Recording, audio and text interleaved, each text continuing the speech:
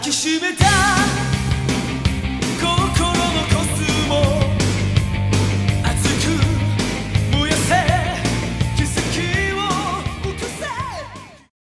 Dans cette vidéo, je souhaiterais m'attarder sur le métier des prestataires ainsi que de leur statut au sein des maisons d'édition, et plus particulièrement celui du correcteur. Il faut savoir que le métier de correcteur est une branche encore plus précaire et avec encore moins de prestataires que le métier de traducteur. Dans le milieu de l'édition, qui est finalement très petit et où les mêmes noms tournent toujours, ce serait un euphémisme de dire qu'il y a une sorte d'omerta sur certains sujets concernant ces petites mains. Sur la base des témoignages que j'ai reçus, il revient qu'un rien peut parfois suffire à vous faire perdre un client. Et que c'est un milieu dans lequel la précarité n'est jamais loin, mis à part pour quelques grands noms. Beaucoup de prestataires se plaignent de cette précarité, mais ils préfèrent généralement rester discrets, et on devine pourquoi. La crainte d'être blacklistés. Pourtant, ces prestataires soi-disant indépendants sont censés pouvoir parler librement de leur boulot et de leurs tarifs. Seulement dans les faits, il n'en est rien. Évidemment, il faut rappeler que ce milieu n'a pas que des défauts, mais comme partout, certaines choses ne sont pas toujours belles à voir. Déjà, il faut savoir que les traducteurs, lettreurs et correcteurs sont indépendants. Mais contrairement à la plupart des vrais indépendants, ce sont rarement eux qui fixent leurs tarifs. Dans un premier temps, les maisons d'édition leur imposent généralement les tarifs, les délais et les conditions d'exécution des travaux. Certains clients leur imposent même les dates de facturation. J'apprends qu'un peu avant 2020, Pika a baissé ses tarifs pour faire descendre la traduction d'un tome standard entre 160 et 195 pages à moins de 1000 €. D'après mes sources, en traduction, le tarot tourne autour des 6 € par page. On me mentionne que chez Meian, on n'attend même pas les 4 €, on est plutôt dans les 3,50 € la page pour un tome de 180 pages en moyenne. Et en correction, Meian propose une petite cinquantaine d'euros bruts par tome, soit moins de 40 € net. Au-delà des témoignages anonymes, j'ai pris le temps de vérifier ces informations. Et s'il est vrai que les prix correspondent, il s'agit d'un prix de base minimum. Pour prendre l'exemple du correcteur de Kingdom, depuis maintenant 6 mois, il a imposé son tarif car il a depuis un statut particulier en tant qu'auteur. Ce qui laisse penser que selon les compétences de chacun, il est toujours possible d'évoluer et de négocier en bons termes avec les maisons d'édition. Meian reste peut-être l'une des maisons d'édition les plus accessibles quand on débute ou quand on essaie de mettre un pied dans le manga en tant que prestataire. Puis quand on voit tout ce qui sort en nombre de volumes, je me dis que ça doit permettre à quelques traducteurs, lettreurs et correcteurs de commencer à faire leur trou. Il y a un élément qu'il ne faut pas oublier. Face à des géants de la distribution tels que Hachette ou Editis, ils font figure de petits. Ils n'ont peut-être tout simplement pas les moyens de s'aligner sur les prix de la concurrence. Toujours d'après mes sources, le tarif moyen proposé en correction dans le milieu est d'environ 120 € par tome.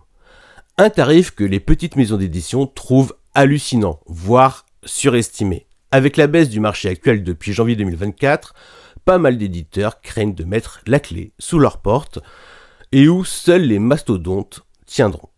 Chez Mangetsu, j'ai entendu que ça peut espérer toucher plus de 400 € par tome. Bien évidemment, je devine qu'il ne s'agit pas du tarif moyen ni de base que propose la maison d'édition, mais qu'il s'agit d'un tarif qui aura été négocié au préalable. Puis je rappelle, si besoin était, que Mangetsu et Bragelonne ont été rachetés par le groupe Hachette, qui est le premier éditeur en France devant Editis. À côté de ça, il faut toujours prendre en compte que les cotisations sont toujours à la charge du prestataire. Mais c'est sûr qu'en face des 50 € de Meian, des 80 € en relecture de Vega Dupuis ou des 100 € de Glénat, ça a tout du jackpot. Si seulement ça pouvait donner du sens à la récente augmentation de prix de Mangetsu. Pour revenir au métier de correcteur, on m'a expliqué que selon la qualité de la traduction, ça peut impliquer de réécrire certains passages. Il ne s'agit donc pas de lire un manga et de corriger vite fait quelques fautes d'orthographe ici et là, et je dois vous avouer que j'avais clairement cette vision-là du métier. Alors que ce qu'il en ressort, c'est que c'est un vrai travail de fond qui demande plusieurs heures de travail, de faire des recherches et si possible, de dialoguer avec le traducteur. On peut donc imaginer le peu de rentabilité de ces prestataires.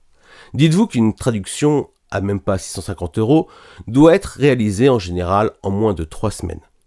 En lettrage, de ce que j'ai compris, les tarifs sont à peu près similaires à ceux de la traduction. De manière générale, les prestataires n'ont pas vraiment leur mot à dire. Pour les délais, ce sont bien les maisons d'édition qui décident de tout en fonction du planning qu'elles ont établi, bien qu'elles accordent des délais si nécessaire. La seule liberté des traducteurs, lettreurs et correcteurs semble donc se limiter à la possibilité d'accepter ou de refuser des projets, ce qui ressemble plus à un lien de subordination qu'à un lien qui unit un indépendant à son client. On m'a aussi parlé de Vega Dupuis dont la qualité de certains textes est parfois sauvée par les correcteurs. 80 €, c'est le tarif pour relire leur fond de manga. On parle des mangas qui sont déjà publiés et qui sont censés avoir été corrigés. Pour les nouveaux titres, la somme moyenne est de 150 € pour une correction intégrale. Je rappelle que Dupuis fait aussi partie des plus grandes maisons d'édition françaises spécialisées dans la BD avec Dargaud, faisant tous deux partie du groupe Média Participation. Il faut tenir compte que même dans les maisons d'édition qui ont bonne presse, c'est loin d'être toujours reluisant. La profession de correcteur, c'est un métier avec peu de reconnaissance et qui semble encore moins considéré que celui de traducteur ou de lettreur. Lorsqu'une traduction est bonne, c'est toujours le traducteur qui est félicité. En contrepartie, lorsqu'elle est mauvaise, elle est en première ligne et c'est lui qui est critiqué. Si c'est bien sûr au traducteur qu'on doit le plus gros du travail, puisque sans traduction du japonais au français, il n'y a pas d'adaptation. Ce qu'il faut savoir, c'est qu'en général, ces textes passent entre les mains d'un correcteur, voire d'un ou plusieurs éditeurs. Le correcteur va s'occuper de corriger les fautes d'orthographe, de grammaire, de conjugaison et de ponctuation. Mais il s'occupe aussi de vérifier certaines informations, s'assure de la cohérence du texte et propose des reformulations. Selon la qualité de la traduction, il est parfois amené à carrément réécrire des phrases, voire des passages entiers. Et ce n'est pas une question d'excès de zèle, mais dans le cas où le correcteur est crédité, il en va aussi de sa réputation. Les lecteurs et les jurys de certains prix ne jugent donc pas des traductions brutes, mais des traductions corrigées par des correcteurs et revues par les éditeurs. Si beaucoup de traducteurs manga sont très bons, ce n'est pas le cas de tous, ce qui fait qu'il est difficile de quantifier le travail effectué par les correcteurs. Au final, c'est un métier très peu connu qui reste très mal payé. Le truc, et ça je l'apprends, c'est qu'il n'est pas toujours exercé par des professionnels. Et ce sont parfois les éditeurs eux-mêmes qui s'occupent de la correction des textes, voire de la réécriture de certains passages. Le problème, c'est qu'il est nécessaire d'avoir de véritables compétences pour effectuer ces tâches qui demandent une certaine expertise, tant en japonais qu'en français. En gros, ça ne s'improvise pas. Et il n'est pas rare que les éditeurs fassent des choix d'adaptation de dernière minute sans en discuter avec les traducteurs pour vérifier le sens. Et encore moins avec les correcteurs pour s'assurer de la justesse des textes. Je vous laisse imaginer les boulettes que cela peut causer. Et tout cela peut expliquer que la qualité de certains textes laisse parfois à désirer. Dernièrement, les entités expertes du Furyo en France ont pointé du doigt les nombreuses erreurs et incohérences de l'adaptation française de Tokyo Revengers par exemple, ou de Rokudenshi Blues. Perso, aujourd'hui je bug à chaque fois qu'il est mention de VTT lorsque je lis les premiers tomes du manga Ansel Sakamichi, alors que cette adaptation du vélo de course est censée être réalisée en collaboration avec des experts du journal L'Équipe. Je suis tombé sur une interview de 2023 où Fédoua Lamodière, principalement connue du grand public pour sa traduction des Dragon Ball Perfect, disait qu'elle trouvait frustrant de voir certains changements faits par les équipes éditoriales. Mais les traducteurs et les correcteurs doivent faire avec, car les maisons d'édition restent leurs employeurs et ce sont eux qui auront toujours le dernier mot. Pour regrouper un peu toutes les infos que j'ai trouvées sur le métier de correcteur, il se trouve que pour eux, la peine est triple. 1. Ils se font souvent remplacer par des correcteurs qui n'en sont pas ou par les éditeurs eux-mêmes car personne ne voit l'intérêt de leur travail, ni même ce qu'ils font vraiment. La preuve en est qu'ils ne sont pas toujours crédités à la fin des tomes. 2. Ils sont sous-payés et en cas de problème, ils sont les premiers à sauter.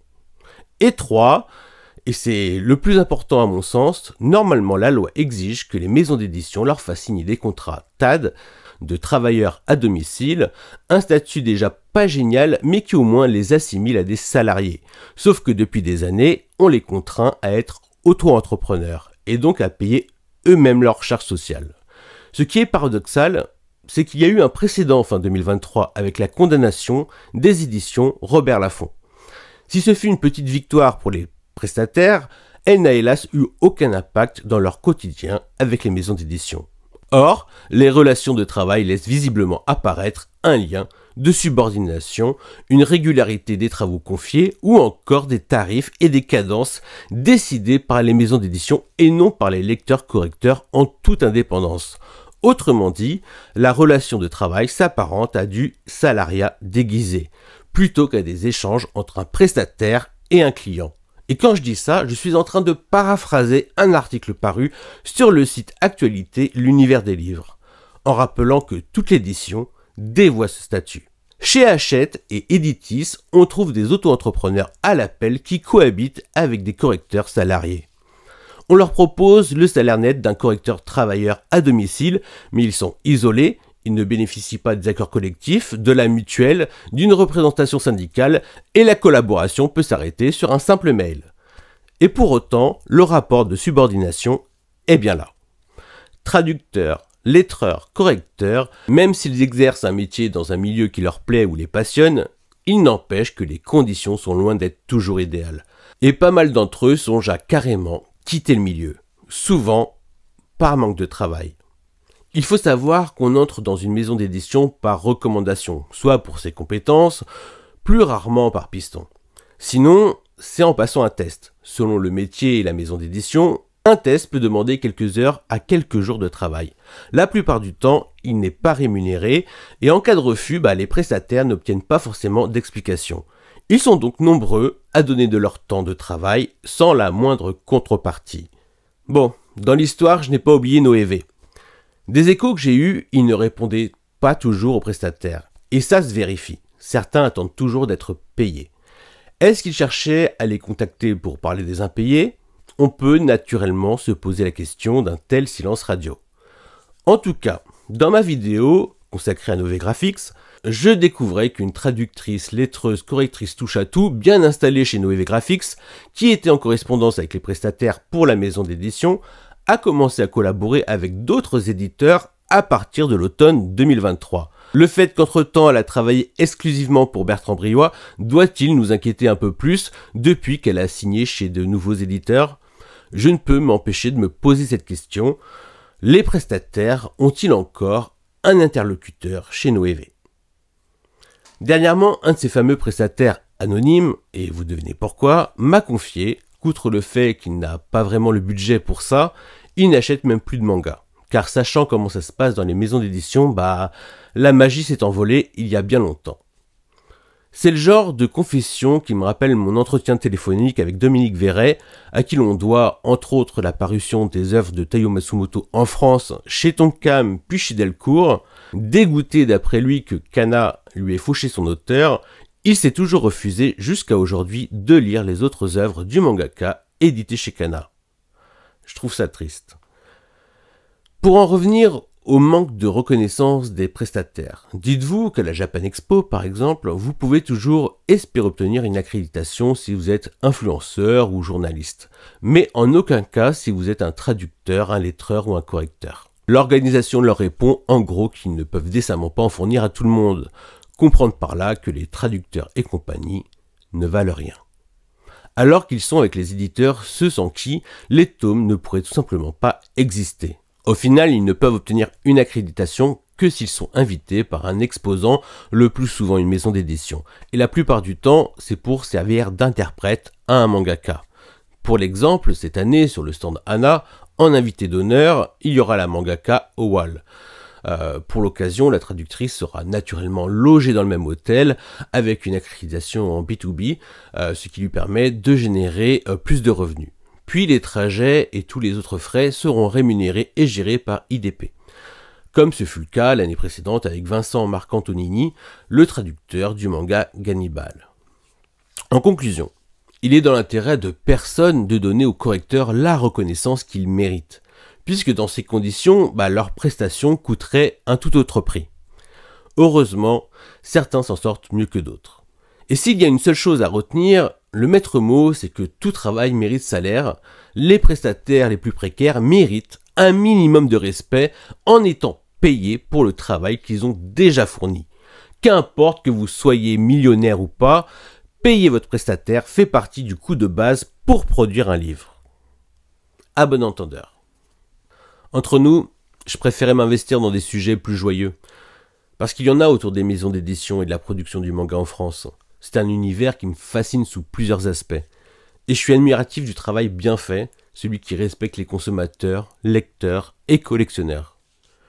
Je ne pouvais tout simplement pas me taire après avoir reçu ces témoignages anonymes. Quand on y pense, c'est quand même fou d'avoir autant peur de perdre son travail ou de porter préjudice à ses collègues. Je regrette même d'en avoir peut-être trop dit lors de ma dernière vidéo sur Noévé Graphics. Et je les vois les gars qui ne retiennent pas le vrai message de cette dernière vidéo, pour me tomber dessus pour un prétexte ou pour un autre. Ça me dénigre en me traitant de complotiste. De mon côté, je vois qui vous êtes. Mais n'oubliez pas que vous représentez aussi un média. Je sais bien que le métier de pigiste n'est pas des plus radieux en termes de rémunération, que c'est d'abord un métier passion. Mais ne vous trompez pas de combat. Je pointe d'abord du doigt un système qui précarise les métiers passion. Il en est de même pour les employés des maisons d'édition, qui charbonnent sans compter leurs heures. En soi, je ne suis pas leur ennemi, je pense même être quelqu'un de sympa, et je peux être en bon terme avec les représentants d'une maison d'édition, sans être pour autant leur chienne. Enfin bref, je suis à visage découvert, je ne suis pas une voix off, et je ne me cantonne pas à une PP Twitter. Je ne dénonce pas des pratiques sous couvert d'un soi-disant anonymat. Soit, j'en dérange certains, mais pourquoi des gars affiliés à des médias? Alors que je ne suis qu'un random, un gars qui consomme des mangas depuis une trentaine d'années, comme tant d'autres de ma génération. Je suis conscient que je ne ferai jamais bouger les lignes. Néanmoins, j'estime quand même avoir la liberté de parole, de porter le contenu que je veux dans mes vidéos, d'autant que je m'expose pour d'autres. J'espère juste ne pas leur porter préjudice. Merci de m'avoir écouté jusqu'au bout. Peace. Mais pas sur moi.